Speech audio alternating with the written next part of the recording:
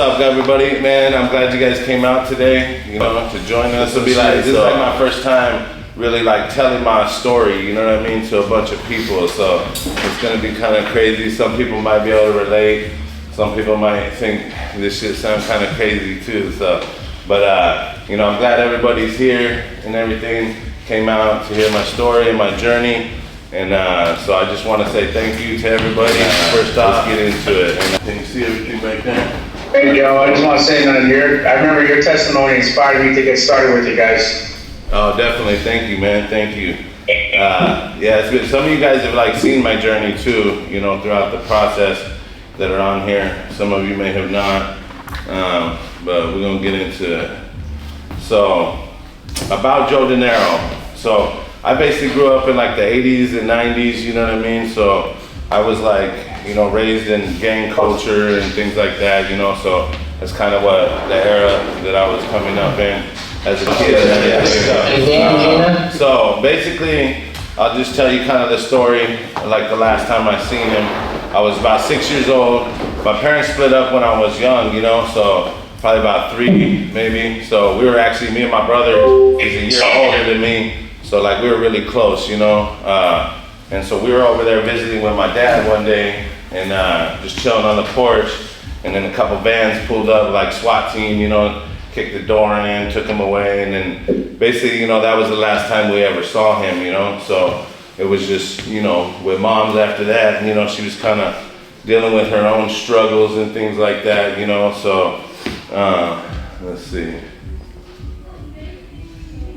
Like, bro. So basically, like, since your dad's like, walk through it, bro. Oh, go ahead. So check it out. So basically, you know, when I was in 6th grade, you know, I got jumped into a gang and everything.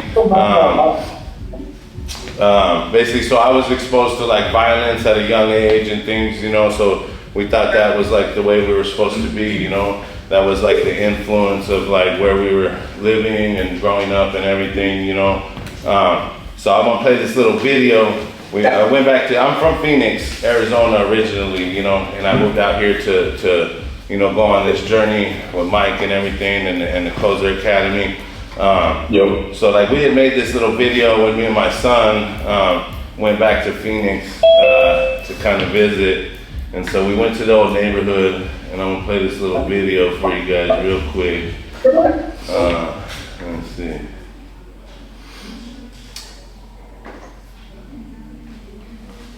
So it was like blood and blood kind of gang? You know, I'm gonna show you this little video. Kind of just explains like the exposure that, you know, we were dealing with and things like that at a young age. Phoenix and Disney, you know what I mean? Like this is where it all started right here. We came to Phoenix about 6th grade, man. I gotta go. This was me and my brother's window right here. And then my mom and her boyfriend were in that one.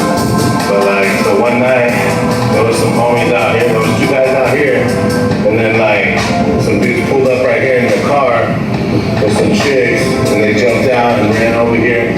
And then these dudes were like right here, standing right outside my window. And me and my brother were watching the whole thing. And these fools ran up. And right away, he fucking just blew one dude's head right here. Boom. Me and my brother watched that whole shit. And then the one dude tried to run this way and he was just fucking popping him up. We shot him in the chest first right here, caught him a couple times. And then he went around that dude and then he collapsed right in front of our apartment in the front.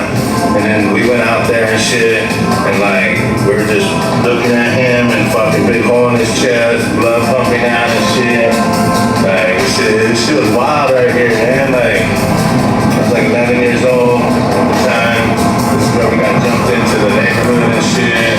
All that, man. Like, we used to run these streets and just put in work. And like, this was like our training ground right here to just put it down and shit.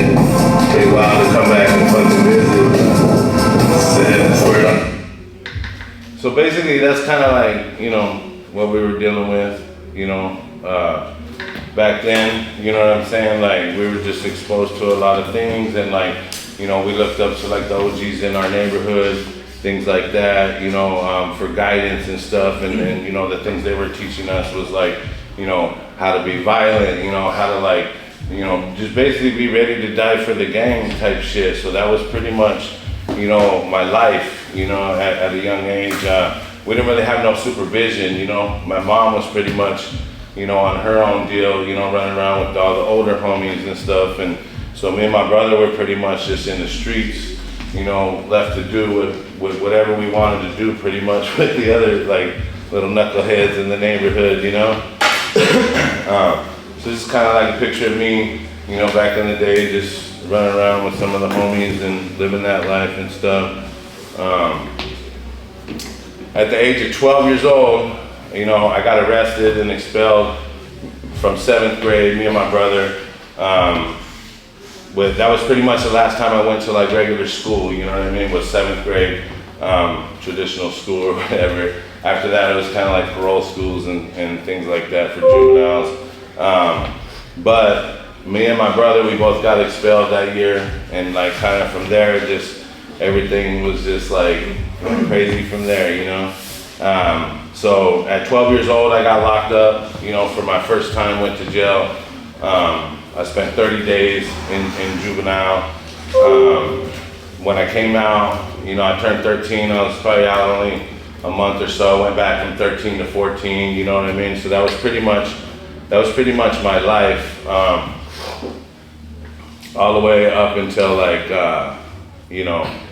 basically. Having technical difficulties here. When they asked me to come speak, I was like, I just have one request, I need a technical assistant, what I'm saying? That's one thing I struggle with is technology, but that just goes to show that anybody could do this, what I'm saying? Anybody could do this. So, at a young age, I got committed to the Arizona Juvenile Department of Corrections. From age 12 to 17, I was just in and out of juvenile hall. I'd get out, usually I got released through like a group home, type of deal. And then I would just like go on the run. And so I was just always on the streets, on the run from juvenile parole, in and out of juvenile. At age 17, I got transferred to the adult system. From there, this is a picture of me at 19 years old in maximum security prison. So basically, I got transferred at 17, and then I went on to like, serve another 8.5, 9 years in prison, adult prison. This is me at 23 and 27. I got released for the last time, thank God, at 27.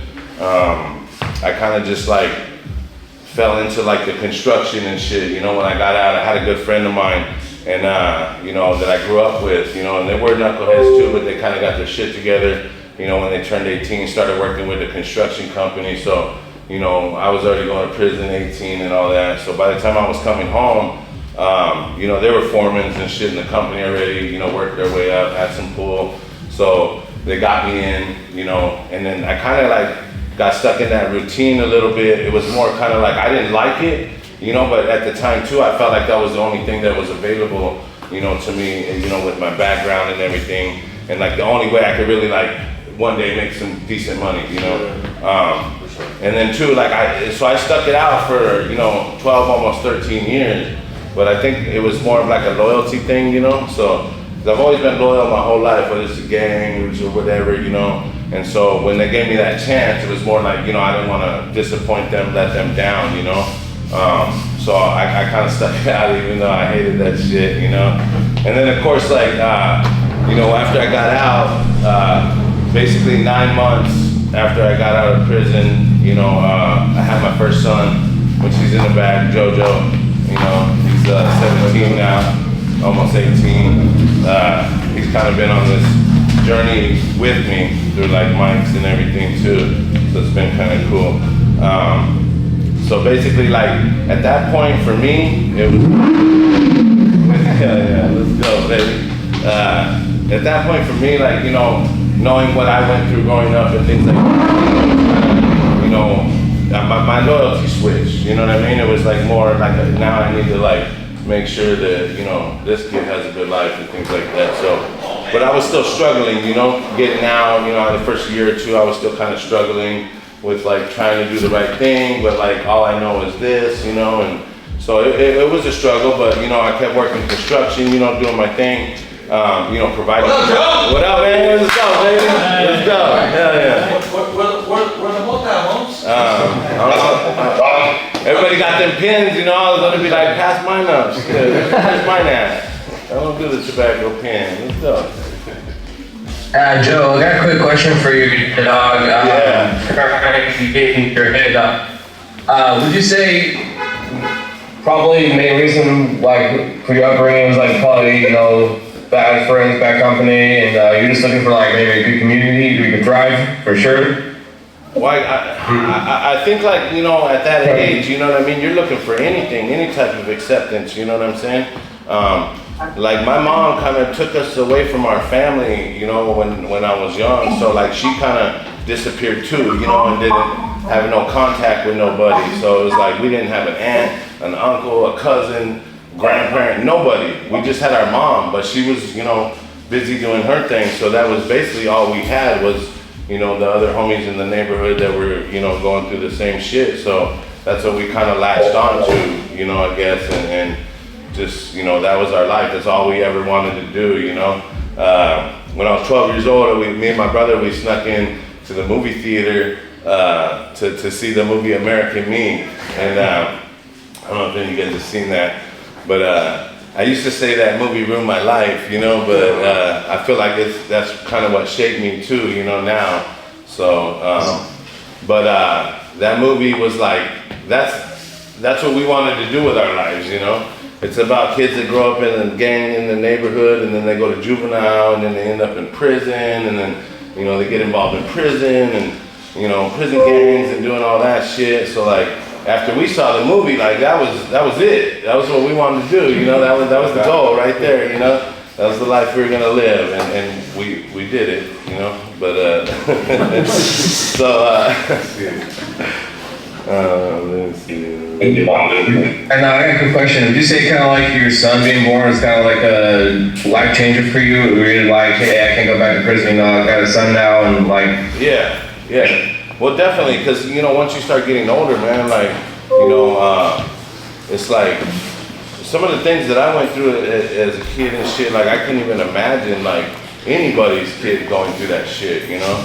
Like I didn't understand at the time because I just, you know, I'm just normal, you know? Like it was normal to think you were gonna fucking not live to 18, you know? Or you hit 18, it was normal to think you weren't gonna make it till 21, you know what I'm saying? So it was just like, I know what that's like. So when I had my first kid, you know, that's when I knew that like I need to, you know, I need to do something here, you know? Like I'm gonna have to fix this shit, you know? And so kind of that's what kept me going, you know, and working and shit like that. But yeah, no, for sure, that's kind of like what it was. But too, like, you know, I was out, you know, I was working, you know what I mean? I was taking care of my family. You know, I had 3 boys pretty quick. I had the first 2 boys quick, like between, JoJo's my oldest, and then my middle son is Gabriel. He's 16 now, so they're real close in age. And then my youngest is 10, so there's a little gap, but, you know, I started having the kids right away, you know, but I was still out there though, you know, I'm still hanging out with all the homies that are as they're coming out of prison, you know, all the guys I grew up with and everything too, through the system, you know, people from my neighborhood, you know, I'm still I'm like half in, half out, you know what I mean, type of deal. Like, I'm doing what I gotta do, I'm taking care of my family, and you know, I guess maybe in my mind I'm good, you know, because I'm doing that, so, but I'm still kind of out in the streets with the, you know, the homies and kind of messing up and doing all that shit, you know, getting caught up in the mix and things like that and other people's problems, you know. It's like, it was like always something, you know, where I was from. It was just, you know, it's just very negative. So like everybody's got an issue all the time, you know, and once you start doing a little bit better, it's everybody's fucking, like, you're the guy to go to now, you know, for every fucking problem. So like, you know, where I come from, it's like once I start doing good, now I'm the fucking solution to everybody's problem. You know what I'm saying? Yeah. Right? Like, some people can relate to that, right? Let me see. That's crazy, bro. But like it was funny because I always knew like I was meant for more, you know. It's funny because like when I was in prison this last time, you know, like probably the last couple years, you know, because my homie, he told me I was gonna, you know, he's gonna make me an electrician, you know, when I got out. And so, you know, I was like, you know, but I always was a hustler too, you know, like, you know, growing up, having to fend for myself and shit. So, you know, I was always a hustler, man. And so like I used to tell everybody in prison, man, when I get out, you know, I'm gonna get rich and shit, you know, like I'm gonna be an electrician. And then, you know, that was something big at that point, you know, like, so, you know, I was always like telling people that I was gonna get rich and this and that. You know, I just knew it, you know, even though when I got out, you know, I was like always trying to figure something out, you know what I'm saying? Like to do something different. I would come into work in the construction, you know, anybody that's worked construction knows, you know, it's 3 a.m., wake up every fucking morning, you know, 5 o'clock start time. You know, you come in and then you see those older guys that are in their 60s and shit, and they're just beat down and fucking miserable and angry, you know what I mean, and just hating their life. And I used to think like, fuck, that's not gonna be me, you know what I'm saying? Like, I ain't doing that shit, like, I will figure something out, you know? So. For real, I work in roofing, so I know where you come from, the grueling hours, you know, especially with fucking hot. Yeah, you get them old foremen that just miserable as hell, hating their life, still in their 60s, still busting their ass, you know, still living paycheck to paycheck, waiting to fucking retire, but ain't got shit in there, you know? So, yeah, and my brother, he was still in prison, so my brother, like, he spent 25 years altogether, you know, locked up. Like I said, we were real close when we were young, you know, but we got separated in the system when I was like 13. And so there was like a 25-year period, you know, kind of took us to get back together or whatever. But, you know, when I got out, he still had 10 years to go. So we were always like trying to come up with something because, you know, to make a business together, you know, he's a hustler too and all that. So like, he was a very good artist, you know, tattoo artist, you know, drawing, everything. But he was in solitary confinement, you know, for his last 10 years, just other things that happened in the prison or whatever. So we're always trying to come up with something, you know, we tried the t-shirt business, you know, like we were gonna make a tattoo flash business and sell flash art online and all that shit, you know. And nothing ever really worked out because I didn't understand the technology, you know, that was my struggle, you know, I was just old school with everything, trying to like figure it out and things like that. Like I even bought a mini horse, man. You know what I mean? I was gonna fucking take that motherfucker to the swap meet and put him on one of those little carousels and shit and start charging for rides, you know what I'm saying? With the kids and shit. Fuck, man. I got the shirt on that says money, baby. Like, I'm like, we gonna make it, you know? I got this. Oh shit. So like I was always trying to figure something out, you know what I'm saying? Like it didn't matter, man. We're gonna make it work. We're gonna make it out. You know, my brother, when we kind of like came down to like, you know what, we're gonna create this skateboard company, you know? So the dream was to create a skateboard company. You know, my brother started designing skateboards, you know, we didn't really see skateboards that were like completely blasted with artwork like that, you know what I'm saying? They're just basic prints or computer generated. So like over that next 10 years, you know, my brother started drawing skateboards and he would draw them in the shape of a skateboard and literally all he had was a big pen and colored pencils, you know?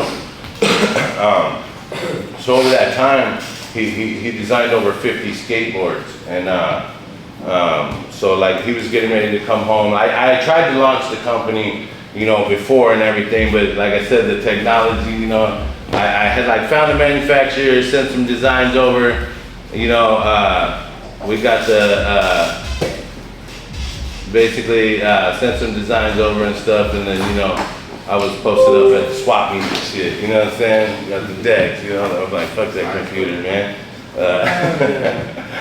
So then, you know, I started trying to get the skateboard company going, and, you know, our hope was like to work with the kids and the youth and things like that, like kind of prison prevention, you know. But like I said, I lacked a lot of like the knowledge and things that I needed to even like run a business or grow a business or any of that shit. So things didn't really pan out. You know, I paid this company a bunch of money in like DC to run everything for me. And like they were gonna build my website out, you know, like take care of all the SEO shit and that, you know, advertisement, manufacturing, and, you know, take, you know, fulfillment and everything, you know. So I was like, this is perfect. This is all the shit I don't know how to do, you know?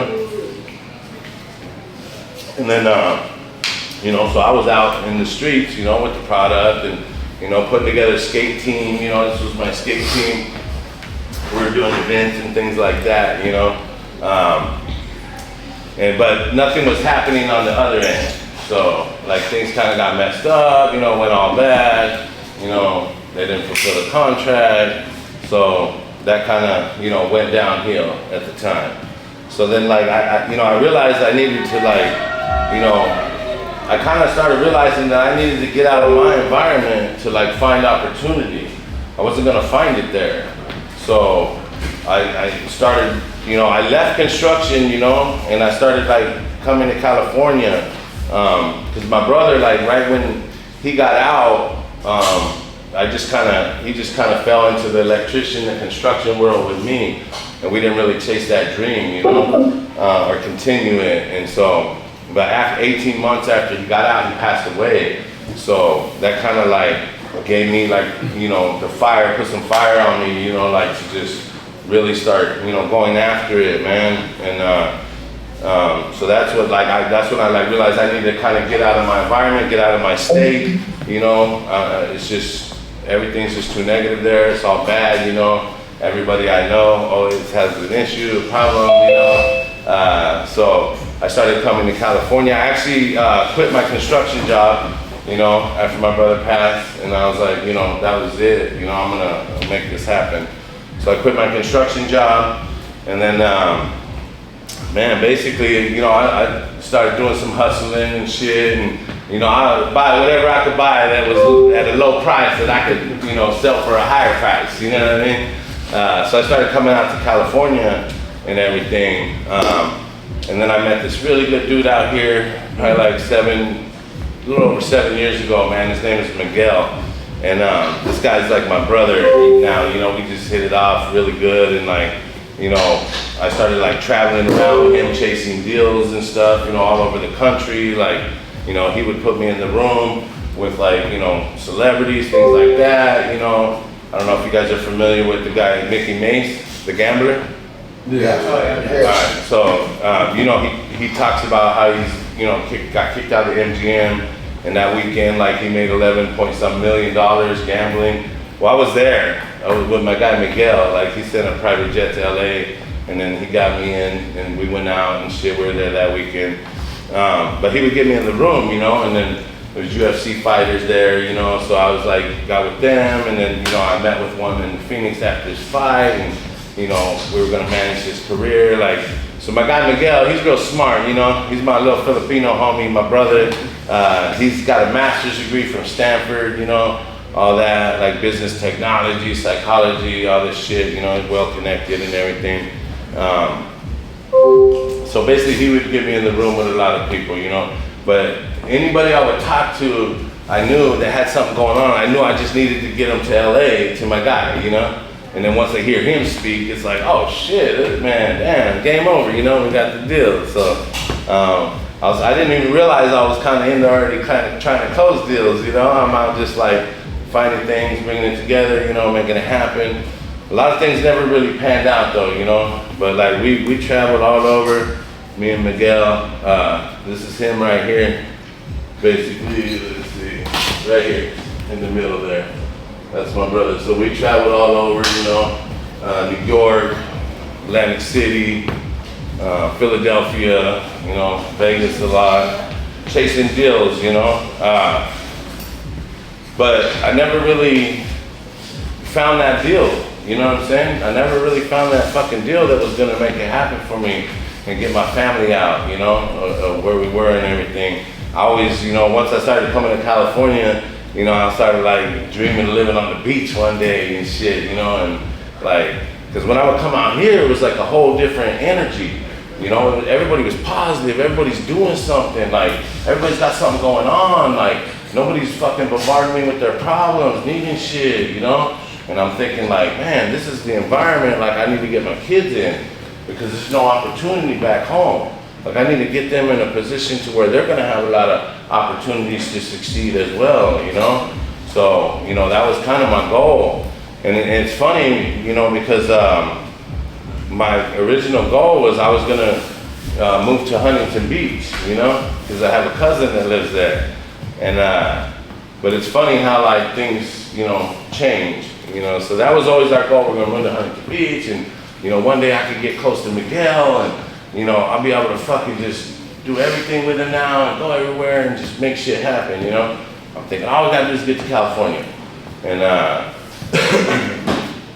so, you know, but I was that guy that was always online, you know, looking for something, you know, I never clicked on shit though, that was the thing. I would just screenshot it and like save it for later, you know what I mean?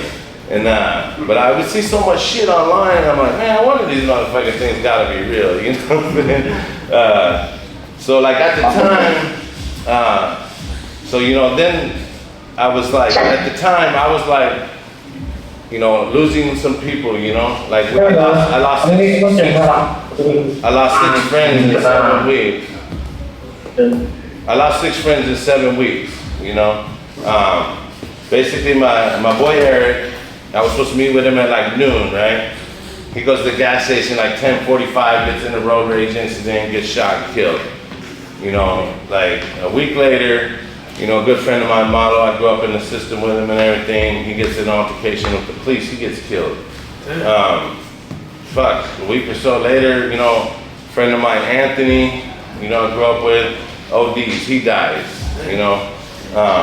And then one of my boys, you know, like a week later, Chango, you know, I grew up with him and everything, good friends, know his family. You know, he gets stabbed and dies. You know, it was just crazy. So like, the time frame and the timing was just wild. This is like right when I was about to meet Mike and everything, you know. And then a really good friend of mine, Mickey, like his family is like my family, and you know, we were raised together. I know all of them. He gets in an altercation when the police, gets killed, you know. Fucking like a week later, and then you know, my homegirl Ida, she has a stroke and dies, you know. So like, I'm literally like, I'm on the end of this, right? And I'm sitting there and I'm like, man, I got 2 funerals scheduled for the same day. And it's crazy because I'm like, man, this is just, like, man, I gotta figure this shit out, you know? Like, this shit is just, it's always so close to home, you know? But that's all you ever get, you know? Everybody around me just puts out so much negative energy that that's all that's ever fucking coming in, you know? It's fucked up shit, you know? So basically, at this time, you know, I got Mickey and Ida's funeral. They're scheduled on the same day, you know, and I'm like, damn, I never had 2 in the same day. Like, this is the first, you know. So anyways, you know, I'm just like fucking scrolling and shit, you know, and I see this thing on there. It's Mike, right? And it says, you know, this thing right here is, I thought it was a book. You know, so I was waiting on the damn book, and I never got the book. It said this thing is normally $97, you know, because I was following Mike for like a year before I actually like tapped in. But I was, you know, I'm always wondering like, man, homie looks like me and shit, like, you know, what the fuck are they doing over there, man? Like, damn Lambo dealership and shit with the homies, like, what the fuck is going on? So I'm like basically, you know, sitting there and it's like, this thing's normally $97, it's on sale for $27 right now. So I'm like, you know, I'm gonna buy this book. I need to know what the fuck's going on, you know? So I thought I purchased a book, you know, and then next thing you know, Omar texts me, hey, what's up, man? Fucking, you know, from Mike Barrons, you got a minute to talk? And I'm like, oh shit. I'm like, damn, somebody like hit me up, a person, you know? I was like, hell yeah. So he calls me, you know, and like, I'm always taking risks, you know what I'm saying? Because I was just like, it didn't matter, we're gonna figure this shit out one way or another. I'm gonna fucking fall down, fall on my face, it don't matter, you know? So, it's crazy, so I got on the phone with him, you know, and we just chopping it up. Like, it didn't fucking feel like a sales call. Like, it just felt like I was talking to another homie, and like, he understand what the fuck I was going through, you know? And then I got on the, with Clay and shit, and did the demo, you know? And I told him, I was pretty much a lay down, you know what I'm saying? Yeah. And then they told me, because they kind of got me when he was like, you know, told me that they have the physical place and the address and shit. And he's like, we actually have a mastermind going on Saturday. And I'm like, oh yeah, let's go, you know? So I signed up and I was like, I'll be there. And I fucking drove out here from Phoenix. I joined the mastermind, you know? And I met Mike that day. So let me see. This is the first day I met Mike. I came out for the mastermind. You know, the team took me out afterwards, you know what I'm saying? It felt like home, you know what I mean? And this shit was real. I was like, holy shit, you know? Like, the plaques and shit you see in the video, like, this shit's real. I was like, damn. And then I'm meeting all the people that I'm seeing online too. And it's funny because I had this screenshot in my phone from Instagram from September of 23. And basically, I came in March of 25. So this is one of the things I saw online that I had screenshotted for later, you know? And so it's funny, I dug that up later. But basically, so I joined the academy, man, and I started like watching some of Mike's videos. You know, he's like, check out Mike's videos. And so I came for the mastermind. I went back home, and it was just eating at me, man, like the proximity thing, you know? Mike talks about the proximity. I'm watching his videos on YouTube, and I'm like, damn, you know, I gotta get in the room with those dudes, you know, like getting good. So I'm thinking like, man, I started the training, and I'm like, I couldn't even really get motivated at home. The kids running crazy, you know what I mean? You know, like, so I wasn't getting shit done anyway. So I told my wife, I was like, man, we might have to make some sacrifices here, you know? And so I had a cousin in Huntington Beach, called her up. I said, hey man, can I sleep on your couch like 2 nights a week? She was like, yeah, I got you. So that next Monday I was here, you know, in the morning. And I drove out from Phoenix every Monday. And I said, I'm gonna stay here Monday, Tuesday, Wednesday, and just be at the facility all day with everybody else, fucking doing my trainings, you know, learning from everybody, trying to figure it out, getting in the room, you know, getting in good. And so I showed up that Monday, and then I would drive back and forth from Huntington Beach, you know, and then come down, you know, and then Wednesday after production, I would head home back to Phoenix, go home for those 4 days, you know, do what I had to do to take care of the fam and make sure the bills were all paid and all that shit. But I just took that proximity real serious, you know, like, yeah, self-development is the way, you know, definitely. I was already kind of working on that though, you know, I had this little app where it would like read me 15 minutes of like inspirational books, you know, a day type shit. But still, I was listening to that shit for a long time, you know, I still wasn't going nowhere, you know. You know, yeah, it was making me better, but it was still, you know, it was still a process. So, I started getting down here, you know, figuring it out. I remember I was only coming like a couple weeks maybe or something, 3 weeks. I went out to eat with Mike, you know, and he says, so what's your goal here? Like, what are you trying to do, you know? And I said, shit, man, I'm trying to like, go figure out how I can hustle up 20 bands and get in the inner circle, you know?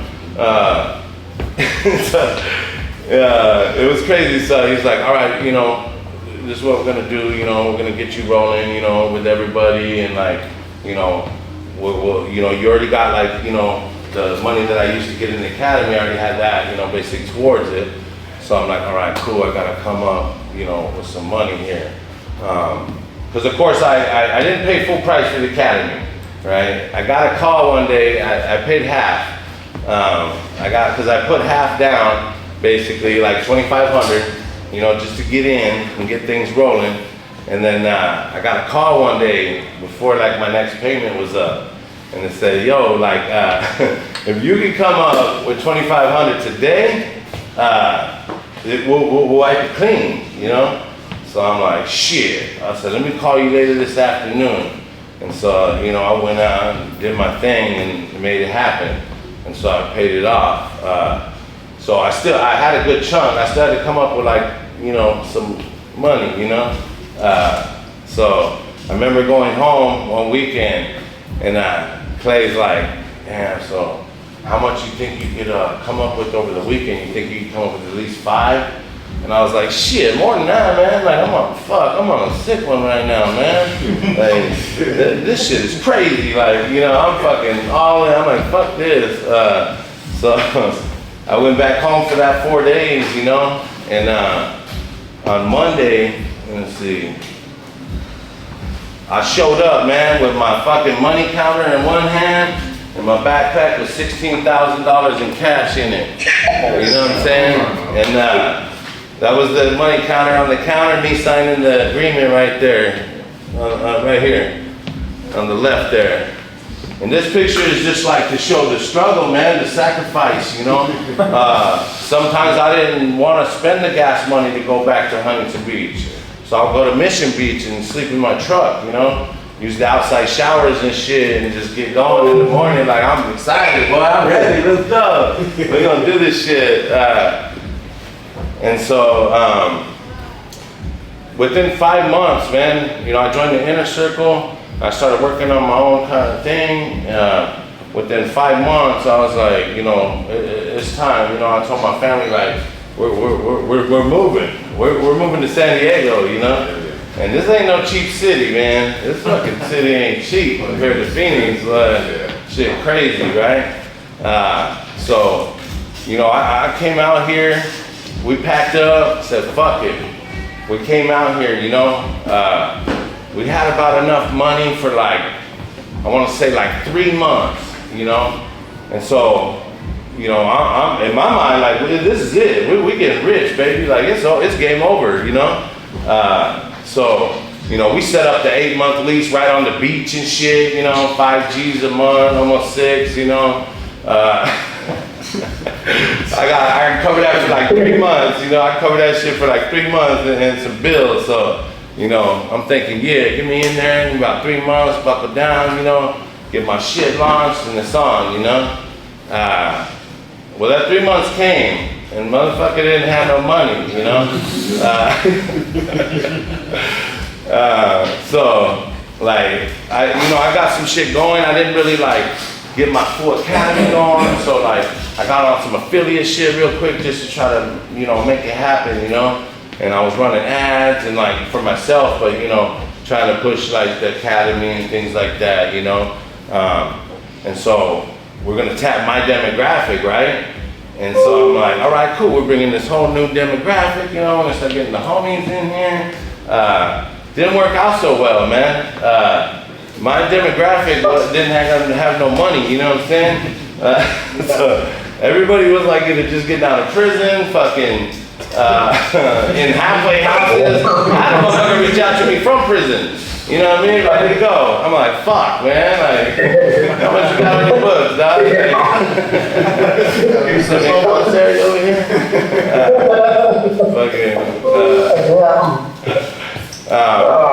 No, but anyways, like, it's just like, you know, it wasn't really like motherfuckers didn't have credit. Like, it was all bad, you know. Gage saw it.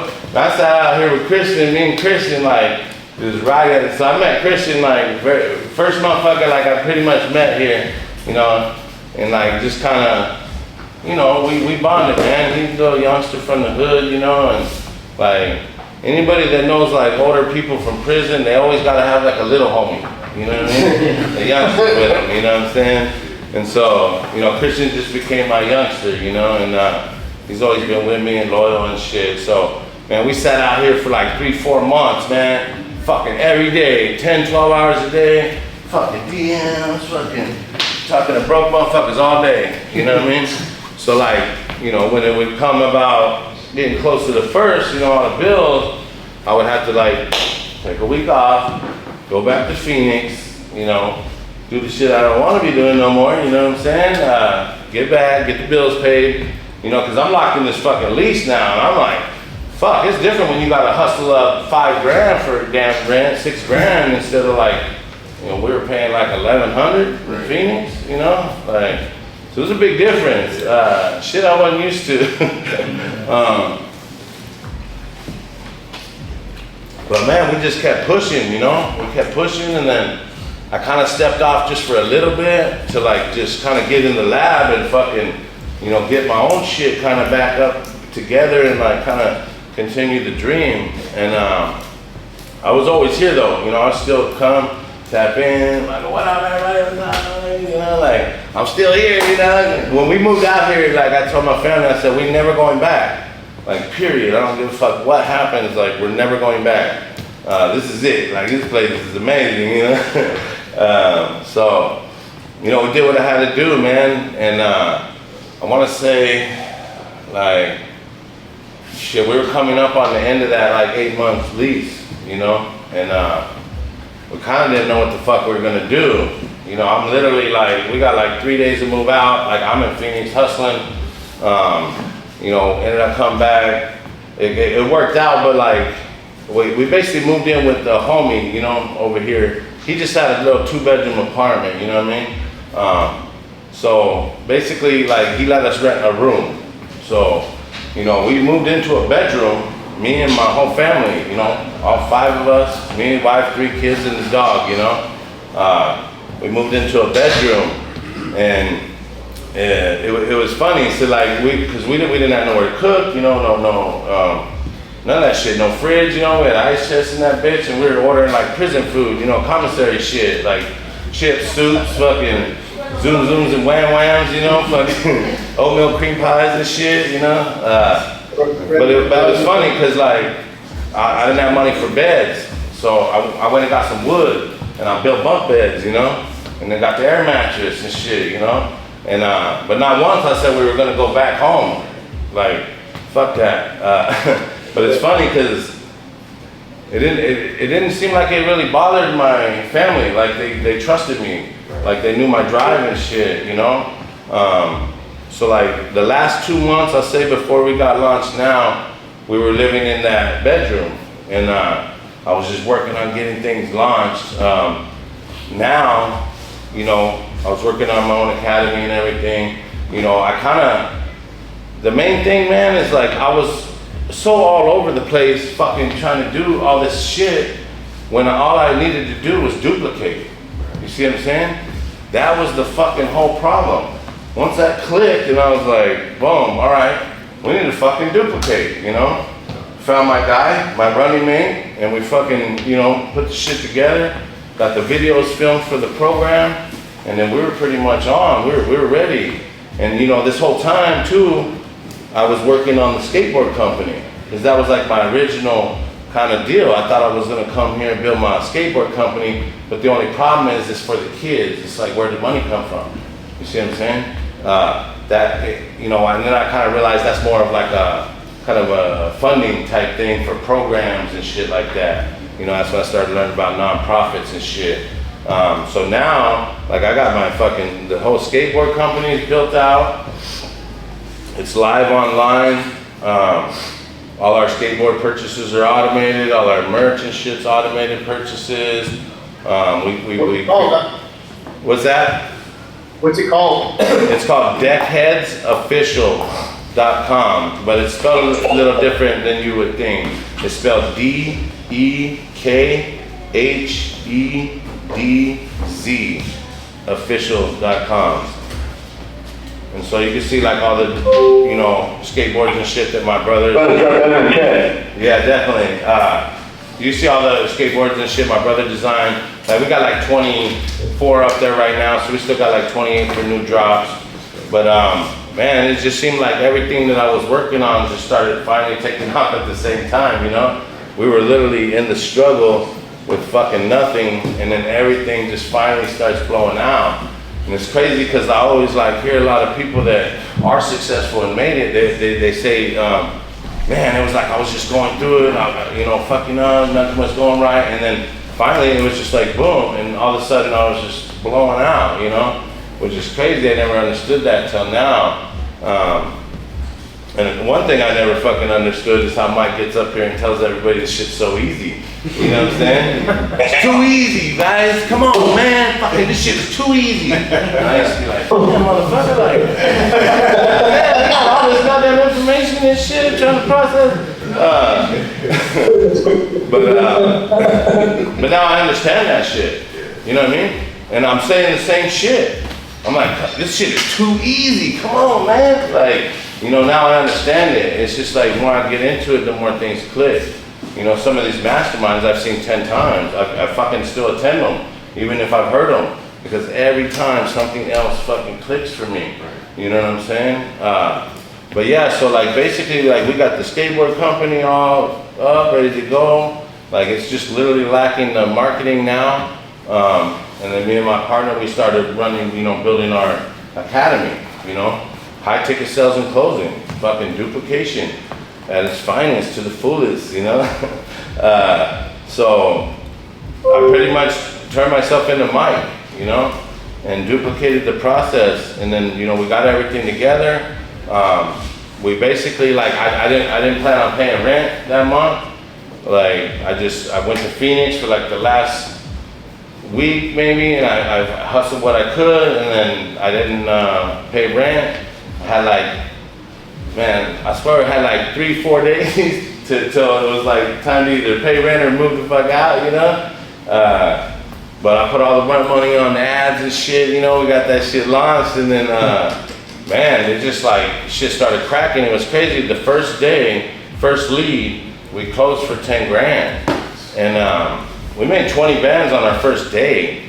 And it was crazy because the ad guy was like, man, I just put $30 on there to make sure everything went smooth and shit.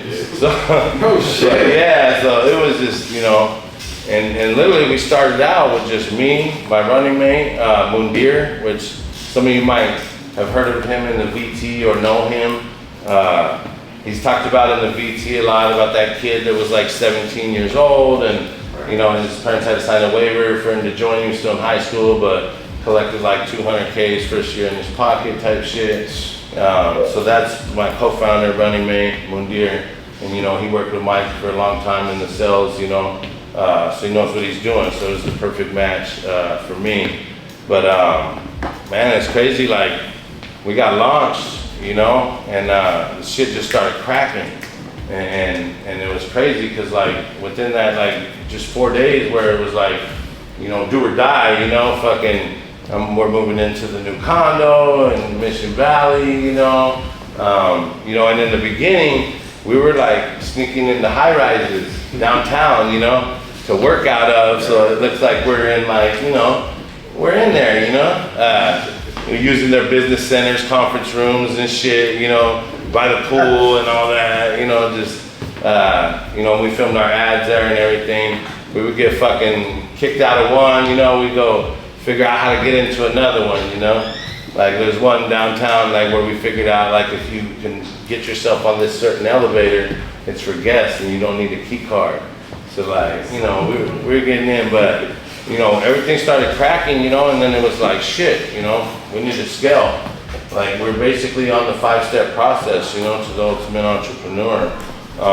You know, we skilled up. We spent a lot of time skilling up for sure, you know, and you know, fell on my face a bunch of times, fucking, you know, failed, but you know, didn't give up, you know, and I knew this shit was possible because I see it, you know what I'm saying? Right. I knew this shit works.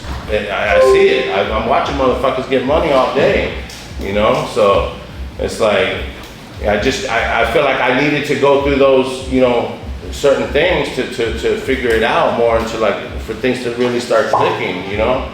I needed to fall on my face a bunch of times, you know, but I learned from all that. So now, like, you know, getting started and everything, it's like I've already learned a lot of these mistakes. And so now it was just completely different this time, you know? So we got started up, you know, we started cracking, you know, making money. When we started, it was just me, Mundir, my son Jojo, and Christian, you know. And my son Jojo, he's always been like my media guy, you know. Ever since we moved here, he started like coming to the facility with me every day, just like, you know, sitting in on the masterminds, inner circle meetings, fucking, you know, he's soaking the game up too, you know. And he's always kind of been into the cameras, so it's only natural, like, he's gonna be my fucking media guy, you know. When he was a kid, he used to walk around with this little, like, you know, little handheld handy cam thing. It wasn't recording, but it would just be on, you know what I'm saying? And so he was always into the camera, so it was just natural to like let him handle that. But when we first got started, it was just, you know, the four of us, and it was like, you know, me and Mundir, we handled the sales. You know, he would close them, I would TO them, and then fucking from there we would transfer them over to my son Jojo, and fucking he would onboard them, you know what I'm saying? We had the onboarding process and shit, and he would onboard them, and then from there he would route them to Christian, which would be their coach, you know, got him through the program and everything, you know. But we fucking started here. We made $60,000 our first week, you know. It was crazy because all the times I've been trying to do this shit and didn't make no money at all. Like, you know, I wasn't doing what I was supposed to be doing. I wasn't duplicating the fucking process, you know what I mean?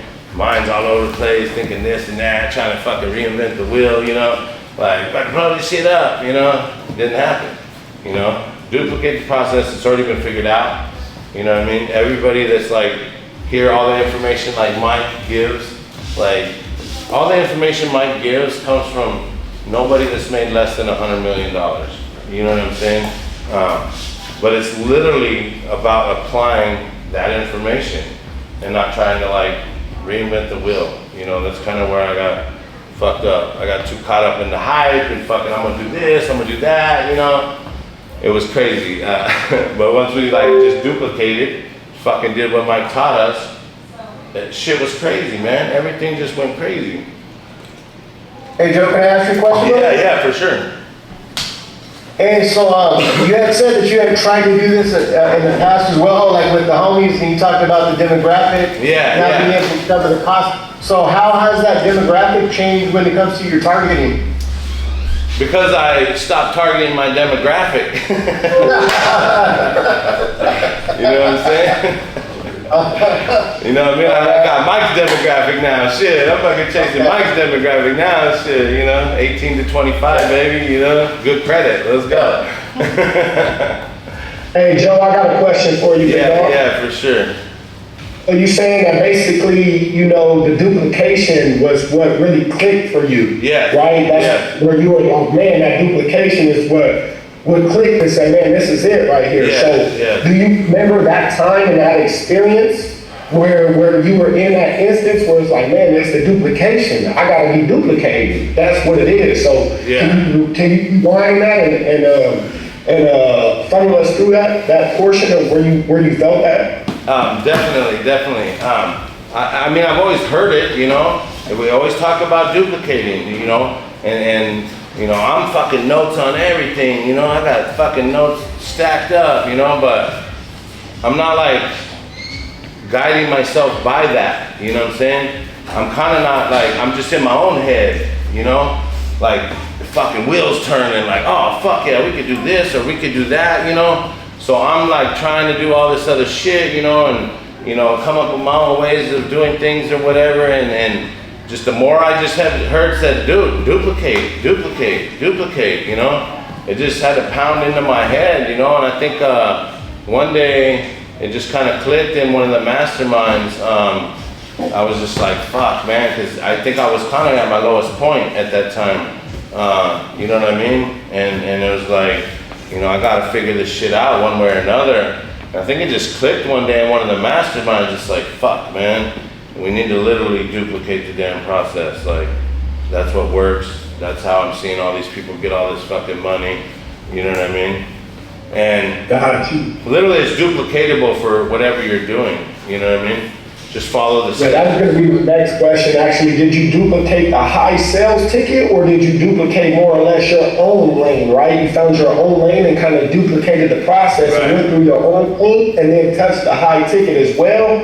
That's kind of how you did it? So in the beginning, I was trying to like figure out my own thing and all that shit, you know?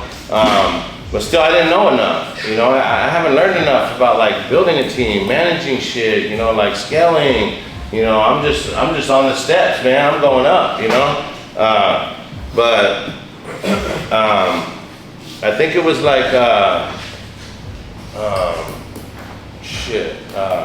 repeat that last part, my bad. I got sidetracked. No, you're good. So basically, I was just saying that, you know, once you found out that you know, duplication was the key, and that's what clicked for you, right? Yeah. So basically, I was saying, I got you. I'm back on track. Process the high ticket, or did you find your own lane that you focused duplicating? I got you. Yeah. No, I actually duplicated the exact process of high ticket sales and closing. So, but now, so I have my, I have my affiliate program, I have my, my academy, I have my inner circle, just like mine. But now that I'm fucking doing my own inner circle too, and I have my own students, and I'm actually teaching it, now it's actually fucking, even clicking even more of how easy it is to do for anything, how it works for anything. You know what I'm saying? So I think that was like the clicking point to me, like realizing that I was just doing it wrong. You know what I'm saying? Because it does really work for anything, like. That's great. Yeah, so I think that was kind of like the point where I just, now it's clicking more because I'm teaching it. I would suggest like, try to just talk to friends, man. Try to teach it to them. Try to explain it to them. I felt, because I was always trying to explain it to everybody, people don't understand, so I'm like always trying to like teach people how it goes, you know what I'm saying? And I think that helped me a lot too, because now as I'm like fucking teaching people the shit, not even like, trying to be a teacher or anything, but just people I know, and people that I know that are already like doing businesses and shit, I start telling them, about the process and like, chapter 1 and fucking it starts with this and chapter 2 and you know what I mean? And so now I think that helped me a lot.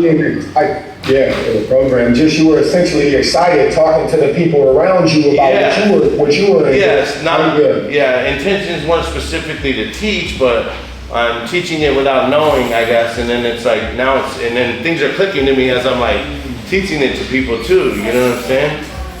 You're retaining it a lot better. Definitely, because now I'm like seeing myself on the other side, which would be like Mike talking to me almost, but I'm talking to other people trying to explain it, from what I've learned and everything, and then everything I learned just keeps like clicking more and more and more and more, That's why I said like, all different.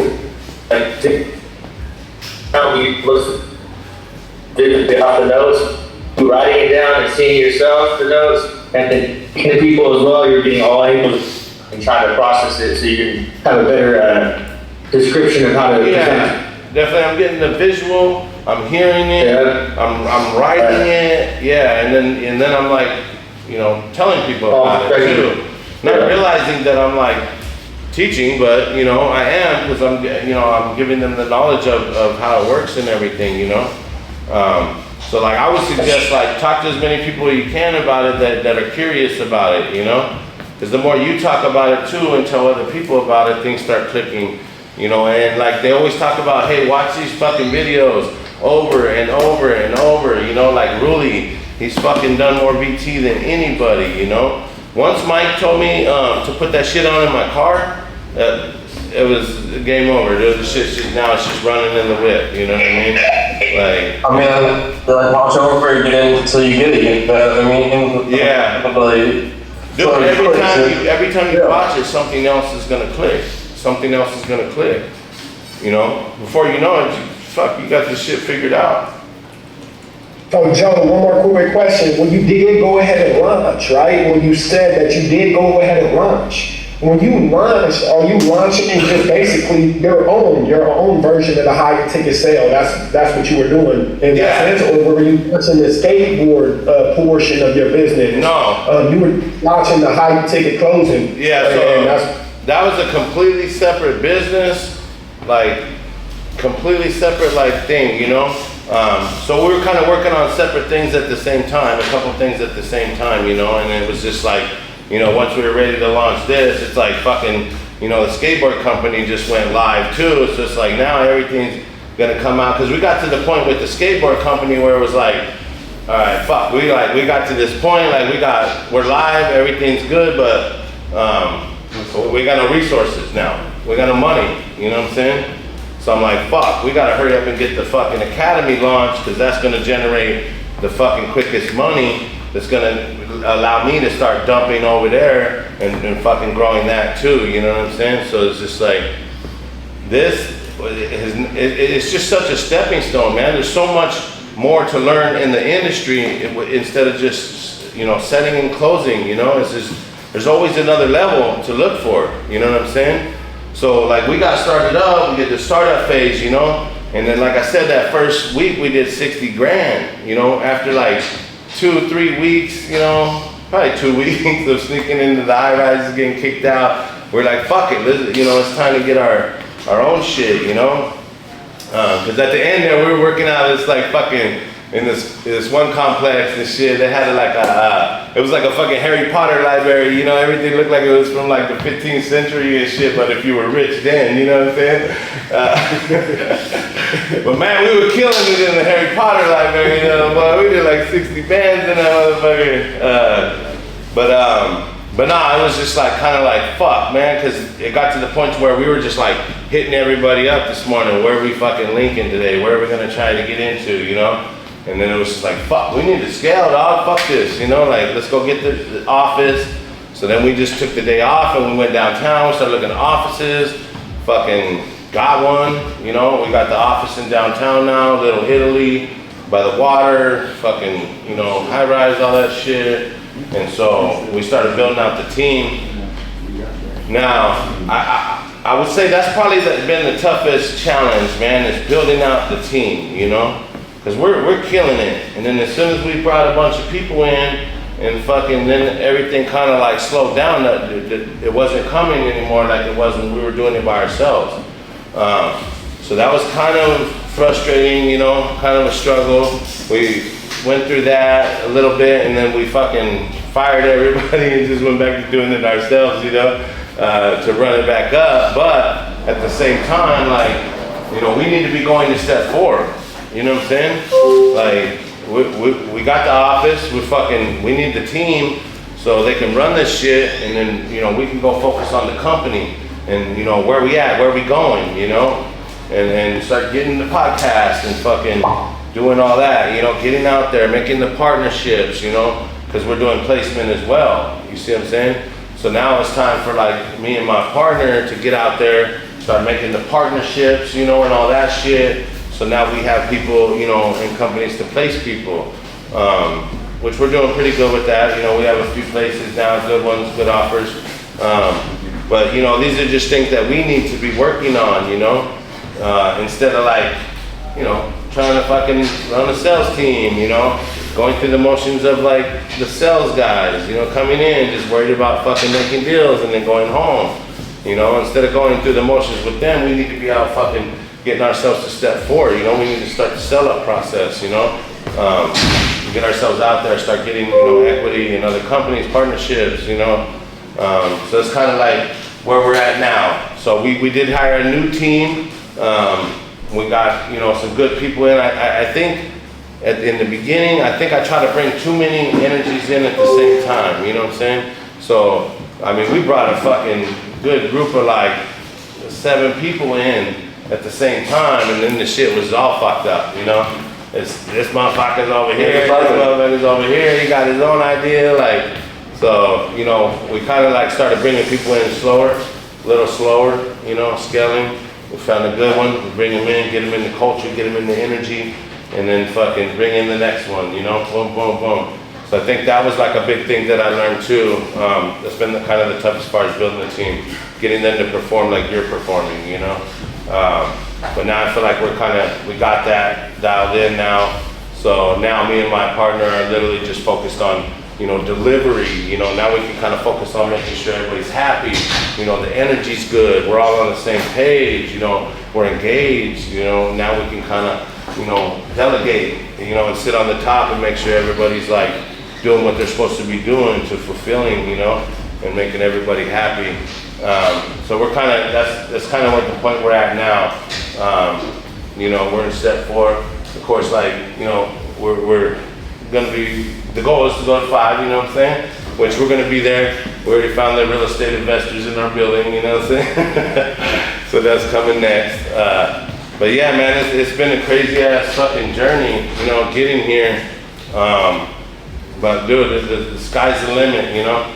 Like literally, anything that you wanna do, you can fucking do it. As long as you get the information to do it and you want it, you know what I'm saying? So for us, like for me, it's just, you know, I wasn't gonna stop, you know, no matter what, you know. I've already lived in the trenches, been through that shit, so it wasn't nothing to me to be living poor, you know what I'm saying? Like, you know, I'm still happy, whatever, fucking, you know, like I already been through hell, so it can't be broken, you know, so we're gonna get there, you know? And I remember too, I always kept telling my wife and the fam, you know, like, we're almost there, man, we're almost there, man. Like, I got this. Trust me, like, we're gonna be good. And now, fucking, you know, we're good, man. We're straight. You know, we got money. We're building the future. This is basically our progress now. So we're like, I want to say we're about 80 days now into it. We just passed 400K yesterday. So, yeah, thank you.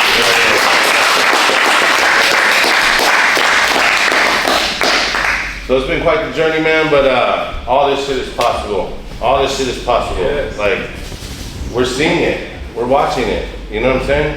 It's fucking going down in front of our faces. You know what I'm saying? We just need to fucking get the shit down. You know? Watch the fucking videos.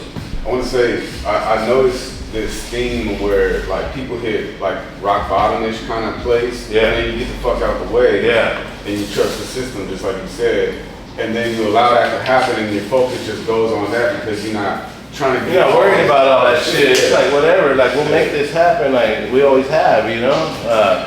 You know, like when I first met Christian, it was funny, you know, I was like, wow, dog, we're gonna do this shit, like, trust me, we're gonna be rich, we're gonna be doing this, that, you know, and one thing I told him, I said, look, man, I said, man, we've been struggling our whole lives, man, what's another couple months, dog, fuck it, you know what I mean? And, you know, that's just true, you know? But yeah, man, it's just persistence, you know? Like Mike says, man, 2 reasons people don't make it, you know? Number 1, they don't start, and 2, they give up too early.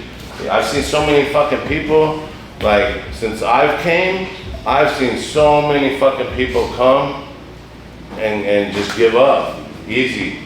Like, they tried to get launched, it didn't work at first, and then they just pack up and go home. You know what I'm saying? But if they would have stuck with it, dude, you know, it could have been next month. It might have been a fucking couple weeks, you know what I mean?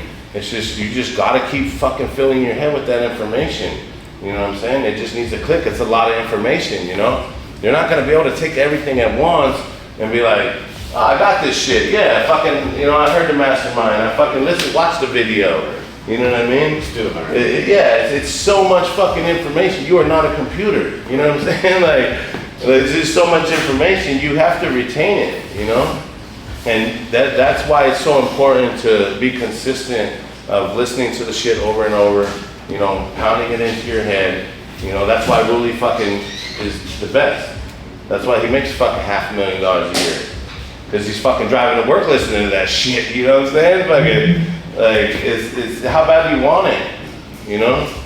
It's just, it all comes down to how bad do you want it, you know? Like, how determined are you, you know what I'm saying? To get to where you want to be. Because it's And possible. not believing in themselves. Exactly, because it's possible for all of us. You know what I mean? Along with I know. showing up and repeating the process over and over. That's the key. That's the key. You know, some people. It sounds like that's Proximity is power. Yeah. Like, it really moved me, Joe, when you said, like, the first 3 days of the week you were going out, like, starting with high ticket sales and still coming back home to your family, making sure, you know, they were all good for the rest of the 4 days. Right. Like, that really, you know, opened my mind up to some. We gotta make sacrifices, you know? We gotta make sacrifices to get where we wanna be, you know? Like Mike always fucking says, all of us gotta give up something to get to the next level. We all gotta give up something, you know? And hell yeah, that shit was uncomfortable as fuck, I ain't gonna lie. But that's how I knew I was fucking growing. That's how I knew I was on the right track, you know? Like, I mean, yeah, it was uncomfortable as fuck, but when I felt comfortable back home, I was like pissed off because I wasn't growing, I wasn't doing nothing. You know what I'm saying? I would have sit at the crib like, fuck, Yeah, you left proximity. yeah, like I'm gonna go out and hustle and shit today, yeah, make some money, you know, but it's just not the same, you know? But man, I know if I could do this shit, like, we all can, you know? Like, against all odds, man, you know? I fucking probably should have been dead a long time ago, you know what I'm saying? Or whatever, in prison for life, you know? That's all I ever knew, you know? Like fucking, you know, prison, jail, that was my home, you know? The streets was my second home, you know? When I would leave, the fucking guards, everybody would be like, all right, dog, I'll see you soon, you know? I'm like, all right, dog, I'll see you in a little bit, fucking, you know? Sometimes it'd be a couple weeks, sometimes it'd be a couple months, you know? Never really longer than like 3 months. But you know, it's persistence, man. It's persistence. It's just not giving up, man. It's going for what you want and just knowing that you could do it. You know, we all can. There's too many of us here that have done it. You know, it's not like we're all just looking at one motherfucker saying, "Damn, he's doing it. We could all do it." No, all these motherfuckers are doing it, man. We can all do it. You know what I'm saying? You just gotta go for it, man. If you're comfortable, you're not growing. Mike says all flat lines fall. You know what I'm saying? It's the truth. I used to sit at home like, fuck, I'm not growing nothing, no future. Like, you know, when I was just comfortable and not making moves or trying to do anything, it's, you know, I realized that's when I shouldn't have been comfortable, you know? And so get uncomfortable and fucking get to know it, you know, embrace that shit. That just means you're on the right track, man. You know, you're growing. Word up. Anybody got any Hey, questions? Joe, I just wanted to say thank you for your time today. Oh, yeah, for sure. I really, really you guys. appreciate it. Like, well, I appreciate you guys. You guys have been great. This is the one thing that I need to work on, learning how to fucking talk to people, you know what I'm saying? I still kind of have that little institutionalized side that's like, you know, I'm still coming out of my shell, you know what I mean, basically, you know? But they, you know, forced me to do it and shit. Hold me accountable. I'm like, Hey Joe, that's what makes it real. That's what makes it real. yeah. I'm like, you just fucking come up with an idea and tell me what you want me to do. You know what I'm saying? But nah, man. Yeah, Joe, it's hard. Hell yeah. I appreciate you guys. I keep it low profile. Definitely. Yeah. You know, we're bigger and better things, baby. Yeah, before you go, I just got one more last quick question. Yeah, so, definitely. What you broke down for us, that whole template right now, right? That slideshow, that point that you just broke down to us right now, right? Yeah. That essentially a part of your program as well. When they're signing up to your program, is that essentially some of your content that you're putting up for them?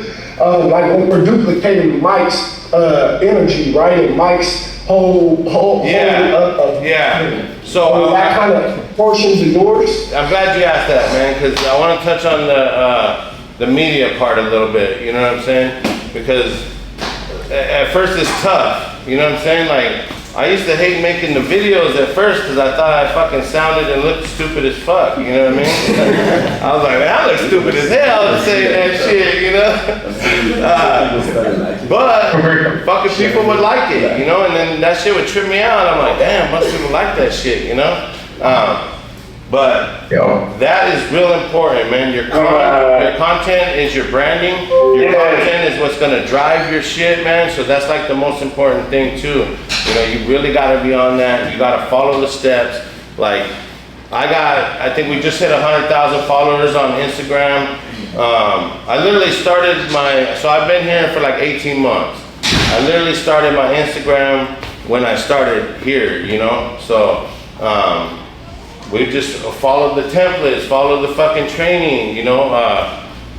Literally just, like the whole prolific index is very important to pay attention to that. You know what I'm saying? You know, some of you that are in the inner circle, man, you go through that shit. Like, we just had a mastermind on it a couple weeks ago, if you guys remember. Dude, that shit is important. So pay attention to that. Don't be afraid to get in the camera.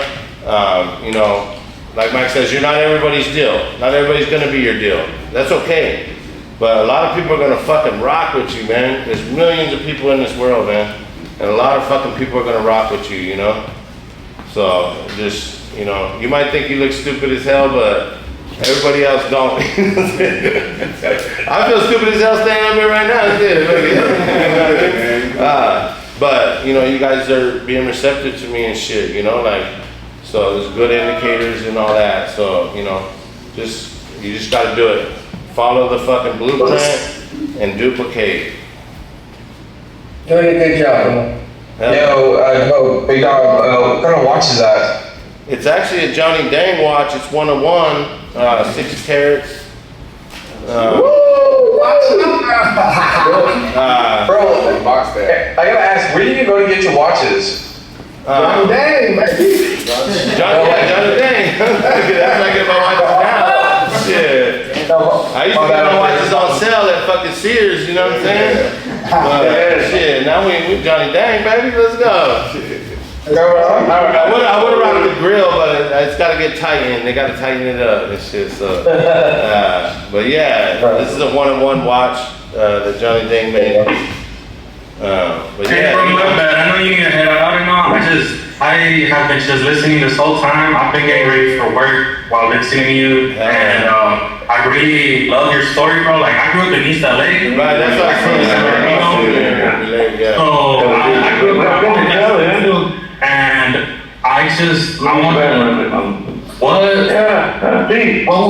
when was the switch for you, bro? When you knew, like, fuck, bro, like, that's it. Like, I need to just do it, because I think I had a lot of people. They know that they have to do it. They know that they gotta do it. They're already there, but something just grab them by the neck and say, nah, don't move. Like, don't, like, just stay right there where you're at. Like, something's stopping them. Yeah, no, I get that 100%. I think for me, man, I think I had 2 switches.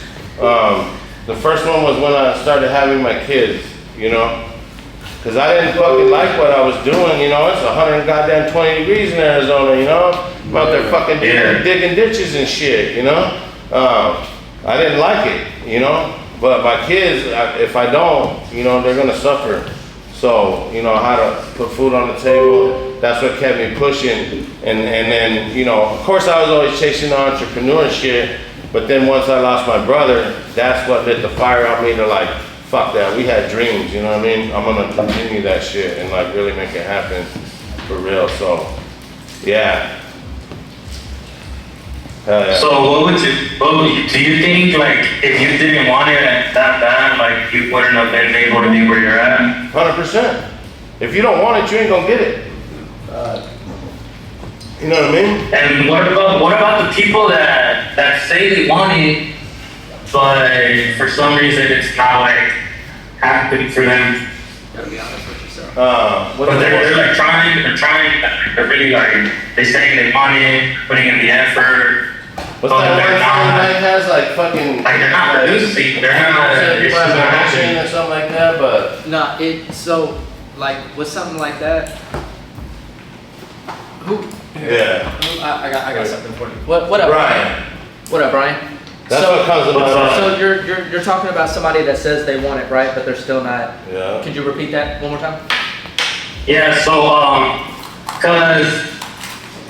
so basically, you have somebody, like, you know, they're saying, hey, you know, like I really want this. They're putting in the effort, they're putting in the work, you know, but they're just like keep getting discouraged. It's not working out for them, but they're still pushing. Like, how do you not let that mindset like tear you down and break you? You build patience. Yeah.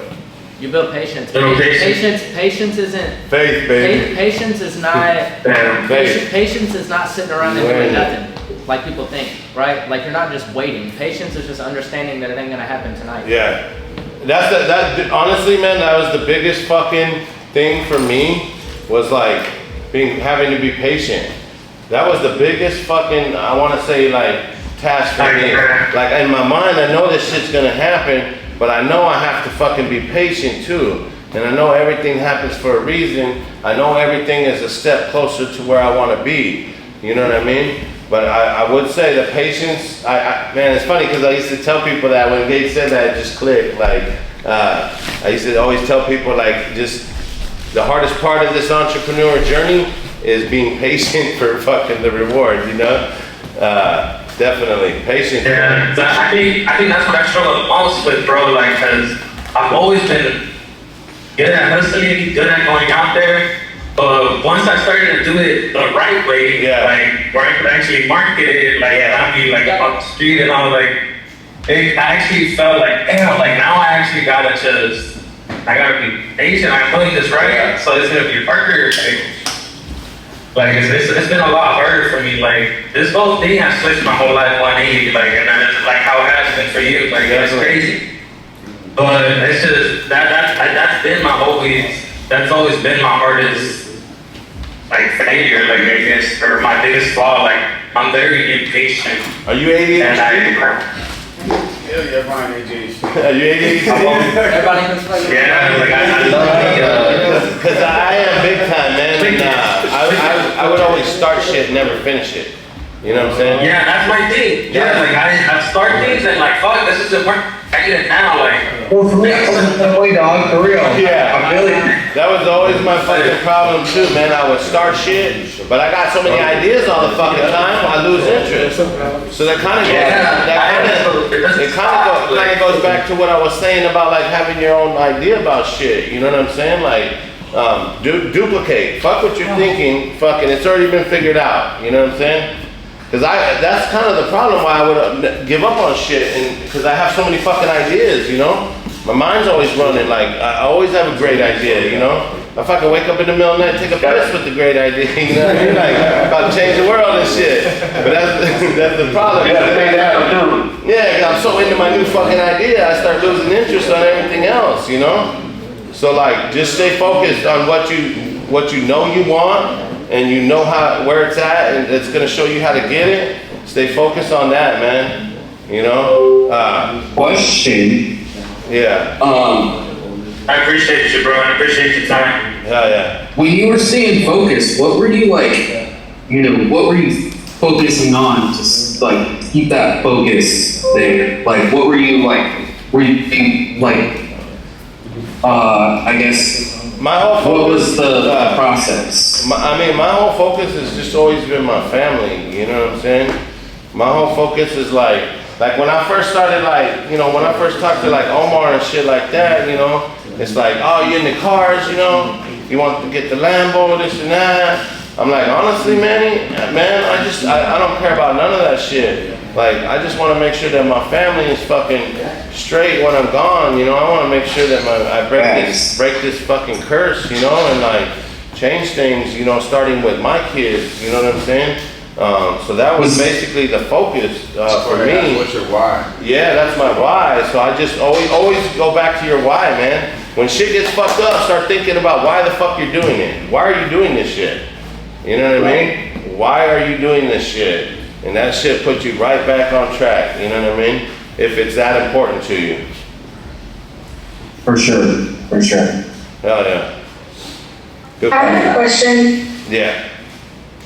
So you said you had like a lot of ideas running that would stop you from kind of sticking to one thing. How did you come to a decision that, okay, this is the idea I'm going with, instead of just having a bunch of them and like messing up your time or wasting time by just starting something and then leaving it there?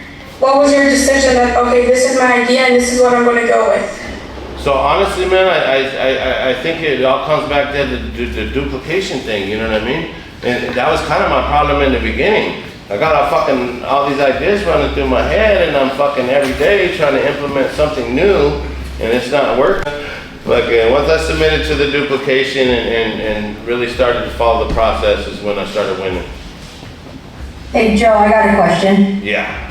Did you lose any friends or anything when you first started this program? Oh yeah. Everybody told me I was fucking crazy. Everybody told me I was gonna get scammed. Everybody told me, let me know when it works for you. Fucking, all those fucking people now are hitting me up for jobs. You know what I'm saying? Asking how the fuck I'm doing it. Yeah. You know what I mean? Well, join the academy, you know what I'm saying? I've heard that before. Yeah. You're tired. Oh, nobody gonna believe in you when you say what you're doing, for sure. And fuck, everybody gonna tell you you're crazy and you're getting scammed. Yeah, the output. They're like, okay. But then when everything you said starts coming true, motherfuckers are like, fucking, don't stop ringing now, shit. Everybody wanna talk to your ass now, you know? Hell yeah, bro. Hell yeah. Nah, hey Joe, I'd like to come and check out your facility, bro. Oh, definitely, man. Just let me know. We're right here in downtown San Diego. Fucking what's the tap address? in. 1420 Kettner Boulevard. Oh, y'all are right in Little Italy. Yeah, we're What's right the name of the here. street? What's that? It's 318. 1420 Kettner. What's the name of the street? Kettner. Kettner. 1420 Kettner Boulevard. San Diego 92101. Yep. Yeah, I'll come check you guys out, man. We're in Suite 18.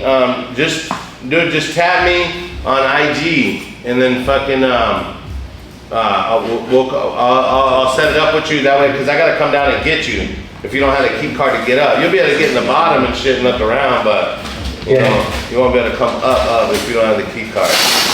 Got you, bro. So yeah, just tap in, man. Everybody's welcome. You know what I'm saying? To come see it and like learn from it. Kind of take in how we fucking duplicated everything. You know what I'm saying? And like kind of following the blueprint. You know? Real talk. Hell yeah. You know, it's crazy, bro. Like, I got coworkers that and like, you know, they're like, oh, this is a scam, you're gonna be scammed. I was like, bro, you know what? I'm taking a risk on myself, and I'm like, it's a learning experience for me. Yeah, but those dudes are always gonna be stuck where they're at because they fucking think everything's a scam and they're not willing to take the chance. Bro, real talk, dog. Yeah. I feel ya. I'm like, for me, I'm always a go-getter, you know, hustler. Just take it, for real. I'm like, you know what? They call it the 1%. 99% of people ain't gonna be fucking willing to do what we're doing. No, bro. You know, or follow through with it. You know, sure, a bunch of them be willing to start. Yeah. I didn't talk to my sister for almost a year because she thought that I was like a fool for this. Oh yeah, oh yeah, oh yeah. All right, sis, you got it. Yeah, that's what's up, man. Bro, you know they're like fucking nuts too. It's like where people are like, you know, when you're like starting out, you're like,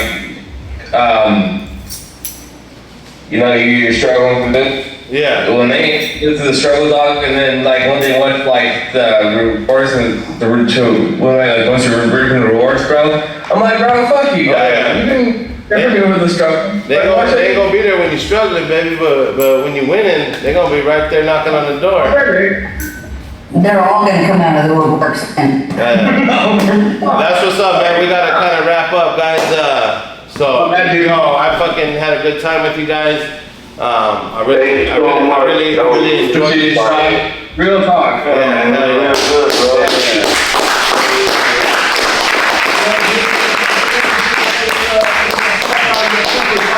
coming out here public speaking, so I understand the struggles with that, man. So just wanted to compliment you on that, man, and keep on moving forward and get easier and easier for you, big dog. I appreciate that. I appreciate that. You guys helped me with that today, so now I'm feeling a little better. You know what I mean? Let's go. You got this, Joe. Yeah. Definitely changing people's lives right now as you speak. So, you know, thank you. Thank you guys, man. You changed my life. Yeah, let's go, baby. Hell yeah, let's go. Myself and shit. Definitely takes vulnerability to hop up there, so appreciate you, man. Appreciate you for sure. I'll see you, Gage. I'll see you guys in the inner circle meetings too and shit. Hell yeah. Everybody have a good weekend, yeah? Hell yeah, thank you guys, man. I appreciate you guys, man.